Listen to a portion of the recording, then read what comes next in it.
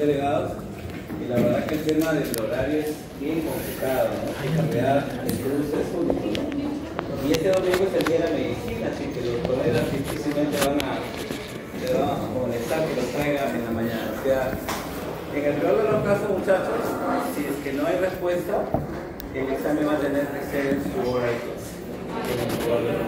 ¿Ya?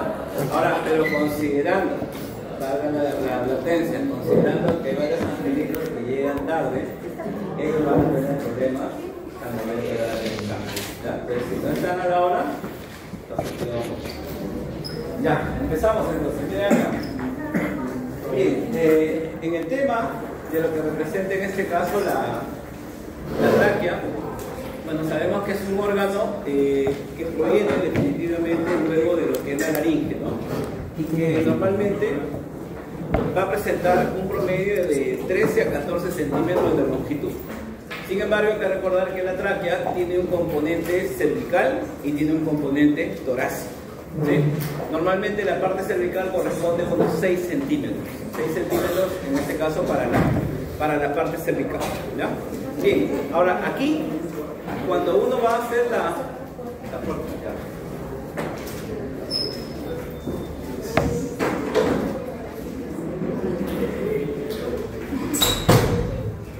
te decía, aquí vamos a revisar para lo que es la parte de la tráquea dos planos, ¿no? Un plano que es la parte que corresponde a lo que son los cartílagos, ¿no? Y a la parte muscular y por supuesto a la parte de revestimiento, que es la parte interna, que es lo que se conoce como el plano mucoso, ¿no? Ahora aquí vamos a ver que los cartílagos en realidad muchas veces se ha utilizado el concepto anillos traqueales, ¿no? Pero en realidad no son anillos, sino que le podríamos definir cartílagos en forma de herradura, ¿no? Los cuales están teniendo una convexidad anterior, ¿no? Se abren obviamente de forma posterior, ¿ya? Y obviamente la parte de atrás está revestida por musculatura lisa, ¿no? Pero el cartílago normalmente es un cartílago en forma de herradura. El número varía, como puede ver ahí, de 15, en este caso a 20, vendría a ser el número en el cual se va a presentar, a constituir esta estructura. Y hay que recordar también pues, que la parte más inferior de la tráquea presenta un cartílago, el cual se pronuncia hacia la luz, ¿no? Hay que recordar que el concepto luz se refiere al espacio, ¿no? Entonces desde afuera vamos a encontrar un cartílago final, muchos lo describen como un triángulo o un cartílago triangular, cuya cresta, ¿sí? O sea, genera una prominencia, ¿no? Una prominencia, y que esa cresta tiene, o sea, no es que simplemente sea un cartílago prominente, sino que tiene, en este caso fisiológicamente, una funcionalidad que va a permitir dirigir el aire, en este caso a los bronquios respectivos, y ya sabemos que ese cartílago se llama carina traqueal, ¿cierto? Que vendría a ser entonces el punto de bifurcación, en este caso de la tráquea. Lo otro que podemos ver es que la membrana que va a revestir, en la parte, vamos a ver que hay una parte que es continua y una parte que es discontinua, ¿no? Entonces, ¿de qué va a depender esa continuidad? De la presencia, en este caso, de los anillos traqueales. Normalmente ahí, a nivel de lo que representa la parte posterior, sí es regular, porque en este caso hace un revestimiento, pero adelante, debido a la presencia de los cartílagos, hay que recordar también otra cosa: los cartílagos no es que estén exactamente separados, porque hay que recordar que hay variantes anatómicas en las cuales los cartílagos se pueden comunicar, o sea, pueden haber comunicaciones de un cartílago a otro, o sea, uniones en este caso, ¿no? Pero cartilaginosas. Entonces no es que exactamente todos estén separados, por lo tanto los cartílagos no todos tienen la misma forma, tienen obviamente variantes anatómicas. ¿Pasa? Y en el caso de lo que es el músculo traqueal, hay que recordar que este músculo, ¿no?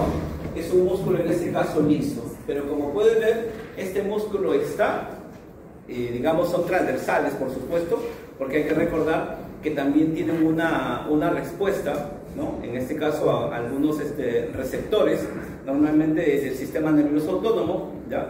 Y que van a estar constituidos o están delimitados por dos vainas, en este caso por la membrana fibrosa y por la mucosa, que en este caso es la más interna. Visto de esta manera, entonces podemos observar ahí, bueno, obviamente es un esquema donde se ve en este caso los anillos traqueales, en la parte más inferior de la carina. Y hay que recordar que acá, cuando uno empieza a ver las caras, normalmente la tráquea tiene una cara anterior y laterales, pero no existe, por si acaso, un límite, ¿no? O un borde definido que me diga hasta aquí es la cara lateral y hasta aquí es la cara anterior. No existe, simplemente se le describe de esa manera. En cambio, la parte posterior, ¿no? Recordando acá, va a estar definida por, en este caso, el borde posterior de cada cartílago. Pero cuando uno lo observa, no es exactamente una línea, sino que es una sinuosidad. Y a esa sinuosidad se le llaman bordes festoneados, que es lo que normalmente describe la literatura, ¿no? La parte posterior tiene bordes festoneados. Y de un borde, obviamente, hay un izquierdo y hay un derecho. Y entre ambos bordes vamos a encontrar la presencia de la musculatura, en este caso, lisa. Otra cosa importante ahí, aprovechando esta parte de la situación, está que ya saben ustedes que dentro de lo que es, eso lo van a ver ya en fisiología y en este caso fisiología respiratoria, las personas hay que recordar que la vía aérea, porque así se le conoce, la vía aérea definitivamente es el primer punto en la evaluación normalmente de todo paciente, sobre todo si llega en estado de inconsciencia. Entonces, la presencia en este caso, por ejemplo, un caso muy común que puede haber es que las personas puedan hacer en este caso obstrucciones de la vía aérea, ¿no? Y las obstrucciones pueden ser, digamos, a nivel epiglótico o a nivel, en este caso, más inferiores, ¿no? Pero lo que sucede está que cuando existe, por ejemplo, estos globos, ¿no? Que ya saben ustedes que están hechos de polietileno, normalmente son muy sensibles a nivel de lo que es la membrana, en este caso que recubre a lo que es la epiglotis. Y puede haber una respuesta refleja, ¿no?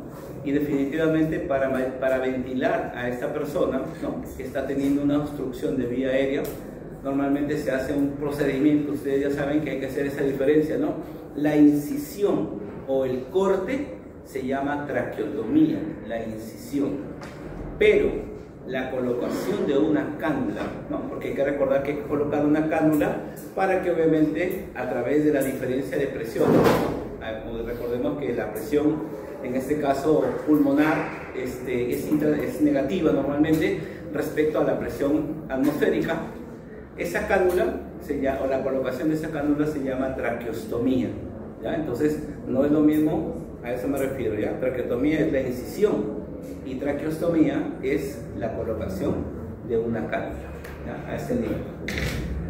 Lo otro, antes de seguir, es que la parte, aunque vamos a continuar acá, el plano mucoso, muchachos, aunque eso no nos corresponde mucho hablar, porque esto es más que todo histología, ustedes saben que este plano mucoso está constituido por un epitelio que se le llama epitelio respiratorio, ¿no? Que ya sabemos que es un epitelio estratificado, cilíndrico, ciliado. Sabemos que hay glándulas ahí, ¿no es cierto? Hay glándulas mucosas, ¿no? Que definitivamente en realidad es una respuesta A, ¿no? Porque hay que recordar que si bien es cierto, las fosas nasales son, digamos, el primer punto donde aplicas tú el proceso de filtración del aire, ¿no? A través del moco y las vibrisas, ¿no? Las glándulas de Bowman. Acá también nosotros vamos a tener también un conjunto, ¿ya? Un conjunto en este caso, de glándulas. Un detalle importante del epitelio respiratorio traqueal es que cuando la persona está sometida, en este caso, a algunos productos del alquitrán, recordemos que es eso, ¿no? El alquitrán no es otra cosa más que un derivado, en este caso bencénico, que forma parte de lo que está en el tabaco y los cigarrillos. Entonces, este epitelio pseudoestratificado, cilíndrico ciliado, puede verse afectado a través de lo que se llama una metaplasia. El concepto de metaplasia, ¿qué significa? Que el epitelio cambia de forma, ¿correcto? Entonces, de ser pseudoestratificado, ¿no? Pasa a ser poliestratificado plano. Entonces, ese cambio, ¿no? Que ya te está avisando, vuelvo a repetir, eso se llama metaplasia. En algún momento, si se descontrola el crecimiento, ya no va a ser una metaplasia, sino una neoplasia, ¿no? Y de ahí justamente hablamos del tema del cáncer pulmonar, que normalmente el tipo de cáncer se llama carcinoma, ¿ya? Carcinoma, es un carcinoma pulmonar. pero el punto inicial de la presencia, ¿no? Porque normalmente está asociada al tabaquismo, es justamente la presencia de estos grupos bencénicos que están presentes dentro de lo que es el tabaco, ¿ya? Y afecta, por supuesto. Bien, es lo que te mencionaba. De manera externa, entonces la tráquea, vamos a encontrar que en este caso presenta cara, ¿no? Una cara anterior y laterales, que vuelvo a repetir, entre ellas no existen límites. Y la cara posterior, que está definida de línea festoneada izquierda-derecha, ¿no? Unidas entre ambas. Ahí podemos ver también lo adicional, que estos ligamentos, estos anillos traqueales están unidos por unos ligamentos que se llaman ligamentos anulares y que van a mantener y le van a dar una forma continua a toda la parte cartilaginosa de lo que representa la estructura de la tráquea. Bueno, ahora las relaciones. Cuando uno, eso digamos es lo más preguntado normalmente, ¿no? Hay que recordar acá que las relaciones pueden ser a nivel del cuello o a nivel del tórax, ¿ya? Entonces ahí vamos a encontrar relaciones cervicales, pero hay que ver acá cara por cara, ¿no? Entonces, ¿qué significa eso, muchachos? Que acá lo que se hace es un corte en un plano horizontal. Se hace un corte a diferentes niveles y se observa cuáles son las estructuras que se va a relacionar en este caso con la tráquea. Aquí, no olvidar que siempre la parte posterior, eso nunca nos tenemos que olvidar, que la tráquea siempre está delante de ¿quién? Del esófago. Entonces, el límite posterior siempre va a ser el esófago. Van a ir juntos. Obviamente, no, el esófago, recordemos que va a ir hasta la parte abdominal, porque obviamente atraviesa, en este caso, el diafragma. La tráquea no. Pero como puede ver, si el esófago va a ir hasta la parte abdominal, significa que en el trayecto hasta la bifurcación, hasta la carina, nosotros siempre vamos a tener en la parte posterior al esófago. Acá, lo que normalmente manda, ya eso ya tú lo sabes. Si está relacionada con alguna glándula, por supuesto, porque hay que recordar que acá nosotros aquí tenemos la tiroides, y la tiroides no es una membrana plana, sino que es un arco también. Por lo tanto, va a tener relaciones, en este caso, anteriores y también laterales. También, ¿quién va a pasar por ahí? Recordemos un poco ahí, sin mirar eso.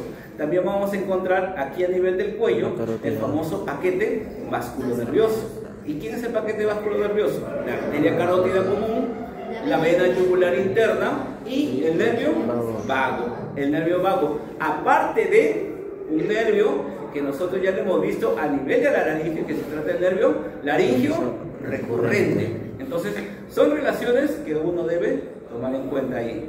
Pero vuelvo a repetir, a nivel del cuello y a nivel torácico. Son diferentes en este caso las relaciones que vamos a ver. Ya de aquí vamos viendo con un esquema.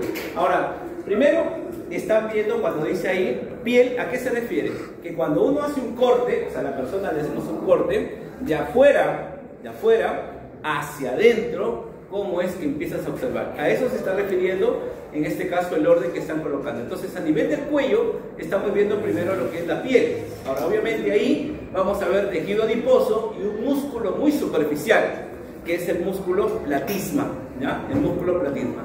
Luego, vemos ahí que existen dos hojas, ¿no? Hay una hoja superficial que vemos ahí, que está en relación, ojo, cuidado, al músculo esternocleidomastoideo, que obviamente pasaría a ser el segundo plano, pero el esternocleidomastoideo normalmente es lateral. Recordemos que viene de esta manera, ¿no es cierto? Desde la apófisis mastoide del temporal, baja justamente hasta la clavícula. Y obviamente que en la clavícula presenta dos haces en el cual se va a dividir. Y como ves ahí, también va a estar las venas yugulares, pero van a perforar esa membrana, ¿no? Es una membrana, porque hay que recordar que en las venas, cuando bajan, no todas las venas bajan en el mismo sentido, ¿no? Sino que obviamente vienen de uniones. Por eso es que en esas uniones, para formar, en este caso, la vena yugular, cava superior, las yugulares justamente se van a perforar y para que se puedan unir. Luego vemos ahí en la hoja, vamos a ver acá, ¿qué les parece acá, muchachos?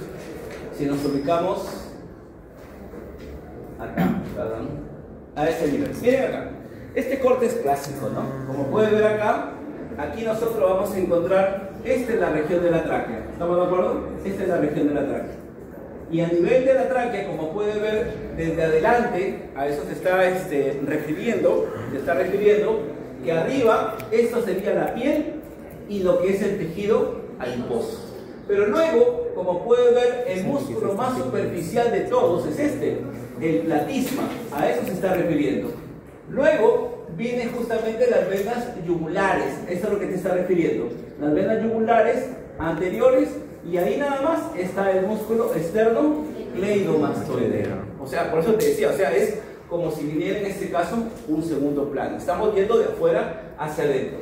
Luego va a venir el lomoyoideo, y luego va a venir el esternotiroideo y el esternoioideo. Van a estar justamente, todo este conjunto van a estar acá delante, ahora sí, de la tiroides, ¿no es cierto? La tiroides obviamente, como ustedes ya saben, tiene un lóbulo medio, el istmo, y obviamente tiene los lóbulos laterales. ¿Estamos de acuerdo? Y en la parte posterior, o sea, en la parte posterior y lateral, vamos a encontrar a lo que es el paquete vasculonervioso, ¿no? Siendo obviamente la carótida más interna, ¿no? Y el vago en este caso va a estar entre ambos. Y mucho más medial, mira acá, mucho más medial, ya en relación, en este caso con el esófago, está el laringio recurrente, ¿ya? Entonces esas relaciones, muchachos, de este plano son importantísimas que las tengamos que tomar en cuenta, sobre todo, ¿por qué? Porque eso de acá, vuelvo a repetir, es lo más llamativo. ¿En qué sentido es llamativo? En el sentido de que patológicamente, ya les había comentado que una persona que tiene, acuérdate de esto, empieza a tener disfagia o problemas, ¿no? Esos cuadros de tos, y que aparentemente son personas que no tienen un cuadro de faringitis, no es amigdalitis, no es rinofaringitis, no es rinitis alérgica, ¿no? Pero está el tema de tos. No es una persona que trabaje justamente o que se exponga al frío, o que de repente trabaje en minas, que tenga un agente que pueda desencadenar el cuadro, ¿no? Y que después resulta de que el acceso de tos es porque la tráquea está siendo comprimida es decir, debe haber alguna neoplasia, que normalmente ahí justamente a nivel del cuello, a la cabeza siempre hay que descartar un carcinoma de tiroides, ¿no es cierto? Ahí. ¿Y qué pasa? Que cuando es in situ, significa que está localizado, está en su primera etapa, lo que normalmente se hace es una tiroidectomía. Hay que extirparla de ahí. Y en esa extirpación, vamos a suponer que esté localizado en este lóbulo, te puede llevar a quién? Al laringio recurrente, te lo llevas de encuentro. ¿Y eso qué puede provocar? Una parálisis de la musculatura laringea, ¿no es cierto? O sea, va a tener ya dificultad para la fonación, ¿no? Como una iatrogenia, por así decirlo, ¿no? Entonces, por eso es importante, muchachos, en este corte, este es el plano más importante, de identificar justamente las relaciones de la tráquea. Entonces acá las relaciones anteriores de la tráquea son las más amplias, ¿no? Volvemos a repetir, está la piel, está el tejido adiposo, en un primer plano el platisma, en un segundo plano el esternocleidomastoideo, pero luego ya vienen los infraioideos, que se le llaman, tú lo has escuchado, ¿no? Esternotiroideo, esternoioideo y el homoioideo, están ahí dentro de ese grupo, pero adelante. Pero en la parte lateral, ahí está en este caso el paquete vasculonervioso. Y por supuesto posterior únicamente está aquí el esófago. ¿Ya? Vamos a retroceder un poco para poder ahí aclarar.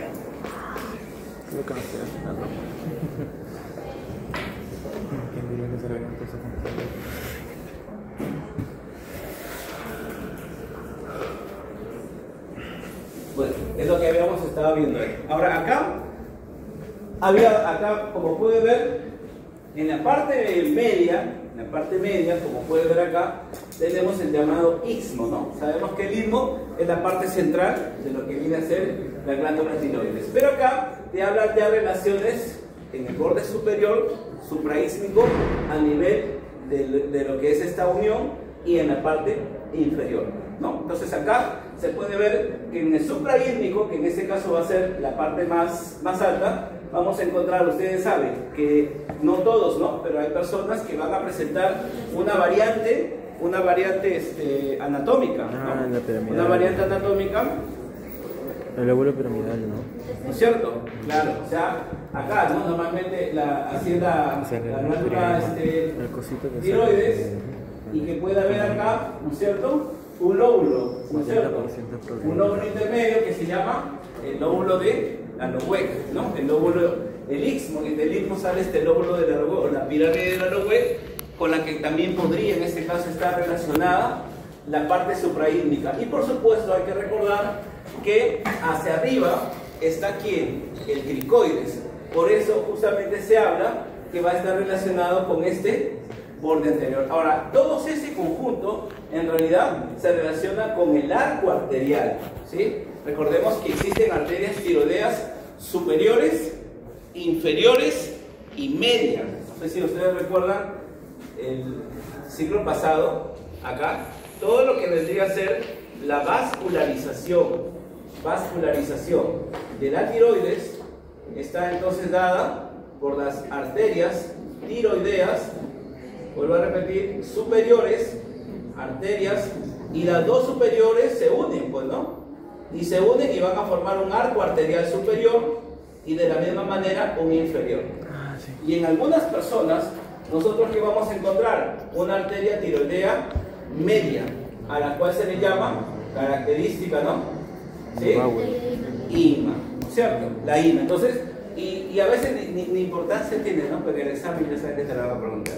Entonces, ¿por qué? Porque obviamente las de arriba son las que garantizan normalmente la adecuada vascularización, ¿ya? Entonces, arriba el arco arterial supraítmico.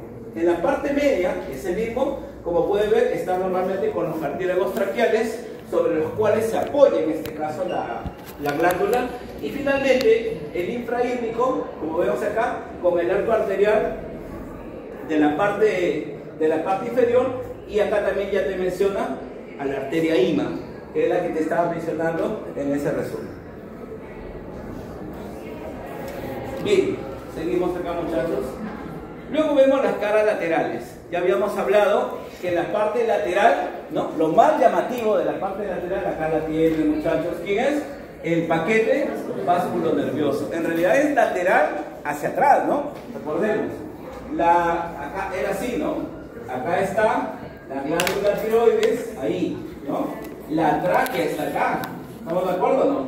Y acá está ahí, en ese lado, lateral, pero ya posterior, ¿no? No es, o sea, porque de repente pensamos que lateral es acá. En realidad, solamente llamamos límite posterior al esófago, límite posterior. Pero hasta esa altura va a ser en este caso lateral. Aquí está entonces, ¿no? La vena yugular, la arteria carótida común y el vago, ¿no es cierto? Ahora, aunque podemos ver que pueden haber otros nervios, ¿no? De menor rango, pero está el básculo nervioso. Los naritos recurrentes que van a estar justamente acá también, o sea, a este nivel, aquí van a estar, ahí, ¿no? A ese nivel. Este señor es el laringio recurrente y este es el vago, ¿ya? Este es el vago, por si acaso. Los dos están ahí, ¿ya? Y finalmente acá, la parte posterior, que es el esófago, ¿ya? La parte posterior, que es el esófago. Bueno, ese esquema ya lo hemos revisado. Y ahora veamos las relaciones que tienen en el tórax, ¿no? Más abajo. Ahora, pero en el tórax hay diferentes niveles. Como pueden ver acá, la entrada del tórax, ¿a qué se refiere? A la abertura, en este caso, la abertura torácica superior. Es decir, aquella que va a estar delimitada con todo lo que viene a ser la primera costilla, ¿no? Y obviamente con la parte del esternón y la parte clavicular. Toda esa abertura, a eso se refiere cuando habla en este caso que es la entrada. Como pueden ver, la tráquea tiene una disposición vertical y la abertura es horizontal. Por eso se dice que están en un plano perpendicular, o sea, formando 90 grados en este caso aproximadamente, ¿no? Es lo que me dice la relación ahí. Y significa que dice ahí que es oblicua. ¿Qué significa eso? Que normalmente yo la tráquea, yo la puedo ver de esta manera, pues, ¿no? Algo así, ¿no? La puedo ver de esta manera en vista anterior-posterior.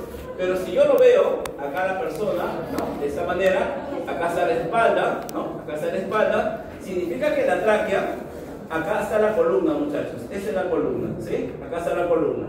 Entonces, ¿qué significa eso? Que la tráquea va a tener esa disposición. ¿Me dejo entender o no? Va en el sentido oblicuo de la columna vertebral. Lleva esa forma. Recordemos que la tráquea es una estructura cartilaginosa, ¿no? Por eso se refiere a que es oblicua. Luego viene la parte que es la tráquea propiamente dicha, que es obviamente toda la mayor parte de su longitud, donde encontramos justamente a la mayoría de los anillos traqueales, de los cartílagos traqueales, hasta la carina, ¿no? Entonces aquí vamos a ver que hay relaciones anteriores, laterales y posteriores.